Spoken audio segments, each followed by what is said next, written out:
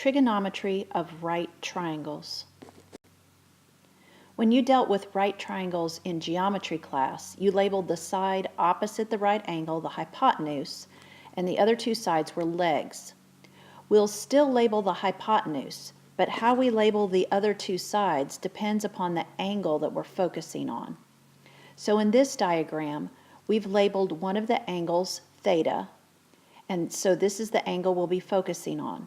Then the side opposite theta will be the opposite side, and the side up against theta is the adjacent side. And then, of course, the hypotenuse is opposite the right angle. Trigonometry lets us set up relationships between the angle theta and the three sides. And the three main trigonometric functions are sine, cosine, and tangent, and we abbreviate them with just the first three letters of their name. And the way that they're set up is that the sine of our angle is equal to the opposite side divided by the hypotenuse. The cosine of the angle is equal to the adjacent side divided by the hypotenuse. And the tangent of our angle is equal to the opposite side divided by the adjacent side. A common way to remember this is to use the first letter from each word in each formula. So the sine is the opposite over the hypotenuse. Cosine is adjacent over hypotenuse. Tangent is opposite over adjacent. And you pronounce that SOHCAHTOA.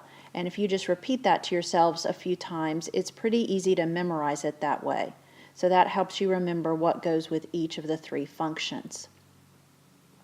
When sine, cosine, and tangent are flipped over, they result in three more trig functions. The sine flipped over is the cosecant, abbreviated CSC. And so it's the sine flipped over, which makes it hypotenuse over opposite. The cosine flipped over is the secant, so that would be hypotenuse over adjacent. And the tangent flipped over is the cotangent. So it's the tangent flipped, or you can think of it as adjacent over opposite. Now we want to find the exact values of the 6 trig ratios of the angle theta in the triangle. So the first thing we want to do is label what's opposite, what's adjacent, what's hypotenuse. Hypotenuse, of course, is always opposite the right angle, so that would be the side of length 17. Opposite depends on which angle has been designated as the one we're focusing on. So we've labeled down at the bottom the angle theta. So if I travel across the triangle, that makes 8 the opposite side. If we had labeled the top angle theta, then 15 would have been the opposite side. So 15, though, is up against the angle we're working with, so it's the adjacent side. Now, using the trig ratios, the SOHCAHTOA, we can figure out how the sides are related to our angle. So we'll first do the sine of theta is the opposite over the hypotenuse. Cosine of theta, adjacent over hypotenuse.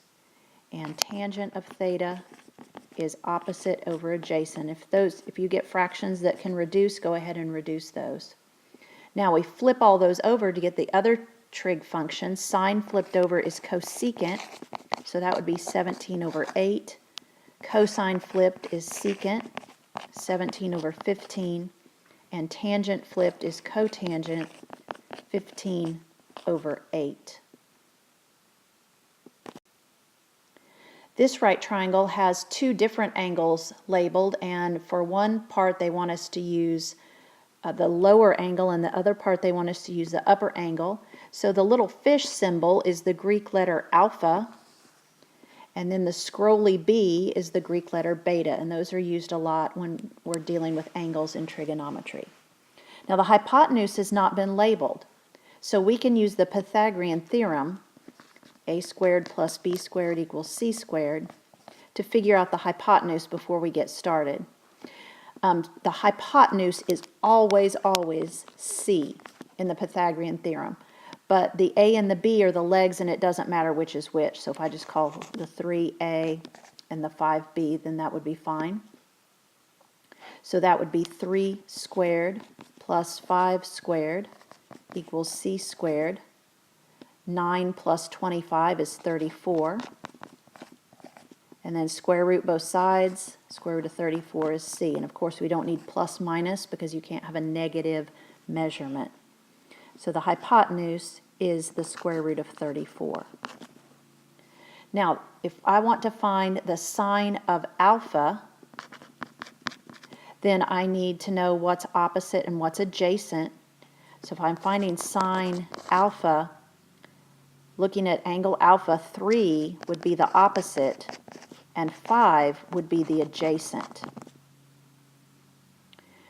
And so I want to find the sine of alpha. Sine is opposite over hypotenuse. That would be 3 over the square root of 34. Then we're asked to find cosine beta. Now beta is the angle of focus. So if we're looking at beta, 5 is the opposite side and 3 is the adjacent. Cosine is adjacent over hypotenuse, 3 over square root of 34. They happen to come out the same because we're looking at the opposite angles, but always make sure you're paying attention to what's opposite, what's adjacent, what's hypotenuse, according to the angle you're focusing on. When we use the trig buttons on the calculator, sine, cosine, and tangent, it's important that your calculator be set in the appropriate mode, either degrees or radians, and you're usually instructed which you should be in. For this section, we'll be in only degrees, and so your calculator needs to be set in degrees. On the graphing calculator, you'll press the mode button, and then you can see the screen that comes up when you press mode, and we're looking at this line that says radian degree. So you would move your cursor until it's flashing over degree, and then hit enter, and now degree should be darkened. If it was already darkened when you got to this screen, then it was already in degree mode. And then if you push second and the mode button, that's how you quit. So that would get you out of that screen. And it will stay in the mode that you've put it in until you change it. So we are in degree mode now, and we will just leave it there. Find the side labeled X. So in this triangle, the angle that we've been given is 30 degrees, so that's our angle of focus. If I'm looking at 30 degrees and I travel across the triangle, X would be the opposite side. 25 is the hypotenuse.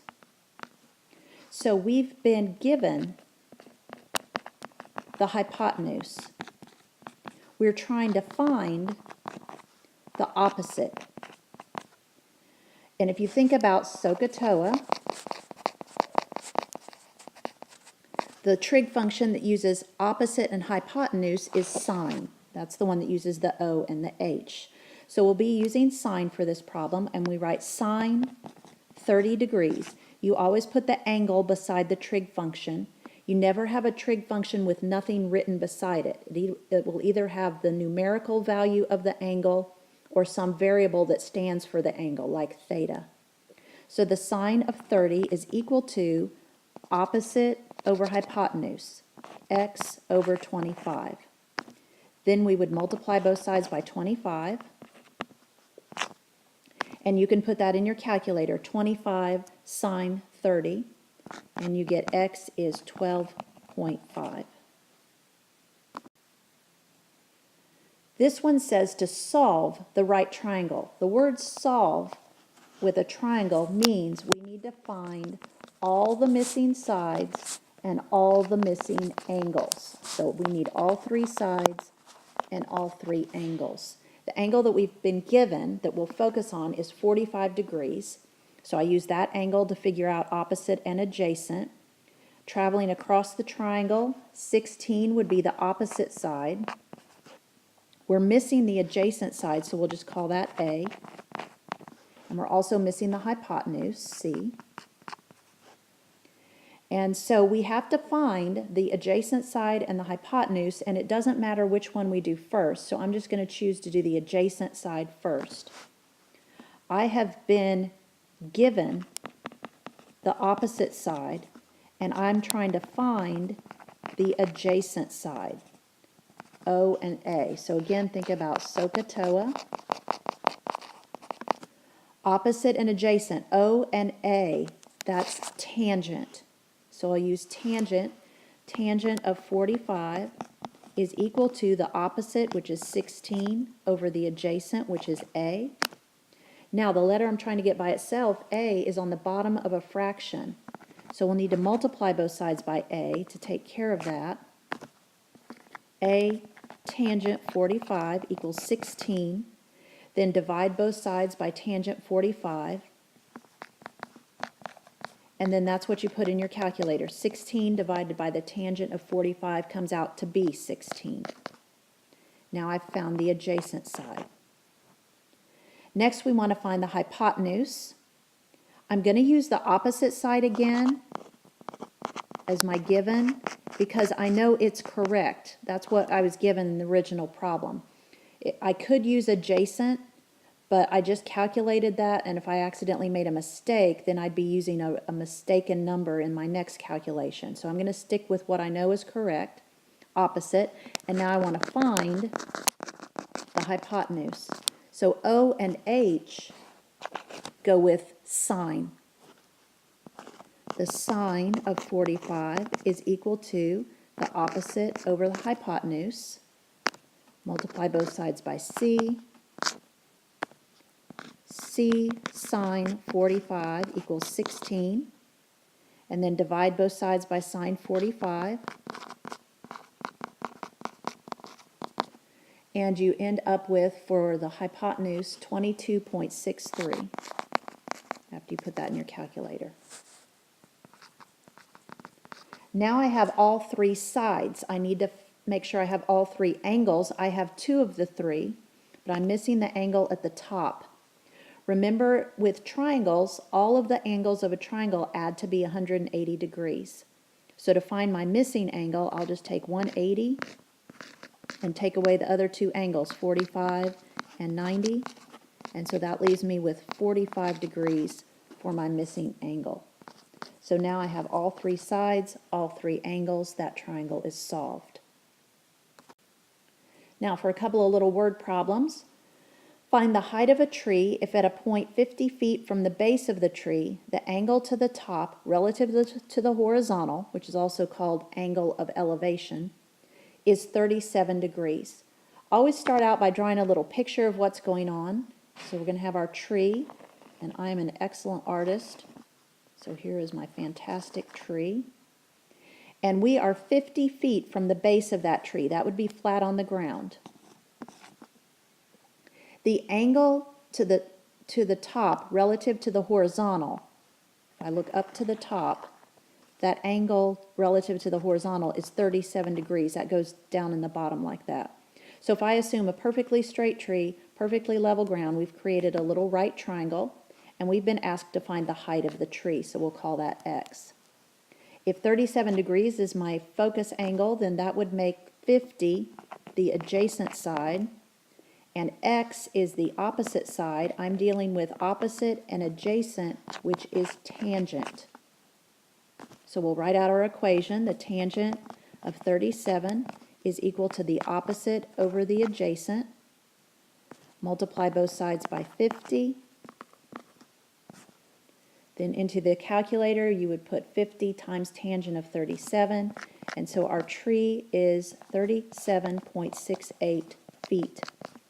This is how people figure out how tall things are when they're too tall to climb up and just measure. For example, trees, tall buildings, mountains, things like that. If you can pace off a certain distance away from the base on the ground, then they have instruments that will calculate the angle from the ground to the top of the object, and then just quick trigonometry, and you've got how tall the object is. Billy is on top of a 24-foot flagpole and sees a squirrel on the ground. The angle of depression from the top of the flagpole to the squirrel is 72 degrees. How far is the squirrel from the base of the flagpole? So here's our flagpole. Here's Billy, who's obviously not too bright, on top of the flagpole. And then he looks down and sees this squirrel. Again, my outstanding artistic ability is on display here. And so we've created another little right triangle. We know that the flagpole is 24 feet, and we want to know how far the squirrel is away from the flagpole. Now, there's this deal about the angle. The angle of depression, you might think, is the top angle of that triangle, but that's not what that means. Angle of depression is the angle between looking straight out and looking down at an angle. So it's actually outside of the triangle, would be the 72 degrees. Now we've got to go back to some geometry rules to figure out what to do with that 72. I have two parallel lines, the dotted line at the top and then the base of the triangle. And the rule is when parallel lines are cut by a transversal, that's the diagonal line, that alternate interior angles are equal. So the angle alternate interior of the 72 degree would be this bottom angle inside the triangle. So it's also equal to 72 degrees.